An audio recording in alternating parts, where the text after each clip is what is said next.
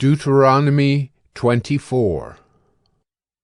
When a man takes a wife and marries her, if then she finds no favor in his eyes because he has found some indecency in her, and he writes her a certificate of divorce and puts it in her hand and sends her out of his house, and she departs out of his house, and if she goes and becomes another man's wife, and the latter man hates her and writes her a certificate of divorce and puts it in her hand and sends her out of his house, or if the latter man dies who took her to be his wife, then her former husband who sent her away may not take her again to be his wife after she has been defiled.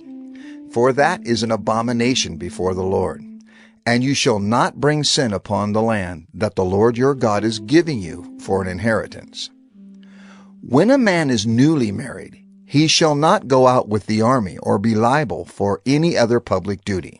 He shall be free at home 1 year to be happy with his wife whom he has taken. No one shall take a mill or an upper millstone in pledge, for that would be taking a life in pledge.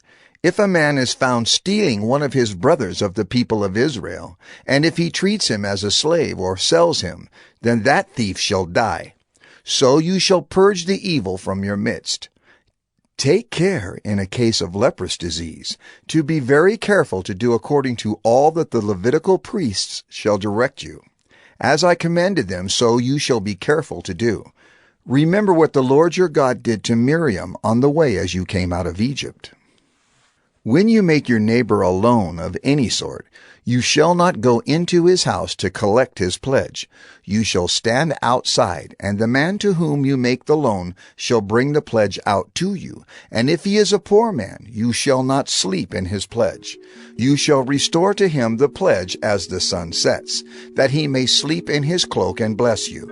And it shall be righteousness for you before the Lord your God. You shall not oppress a hired servant who is poor and needy, whether he is one of your brothers or one of the sojourners who are in your land within your towns. You shall give him his wages on the same day, before the sun sets, for he is poor and counts on it, lest he cry against you to the Lord, and you be guilty of sin. Fathers shall not be put to death because of their children, nor shall children be put to death because of their fathers. Each one shall be put to death for his own sin. You shall not pervert the justice due to the sojourner or to the fatherless, or take a widow's garment in pledge. But you shall remember that you were a slave in Egypt, and the Lord your God redeemed you from there.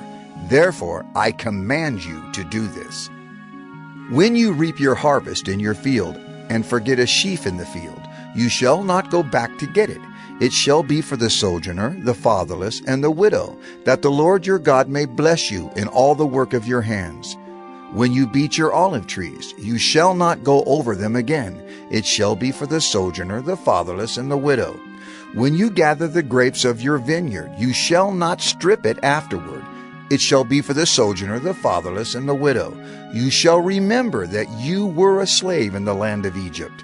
Therefore I command you to do this.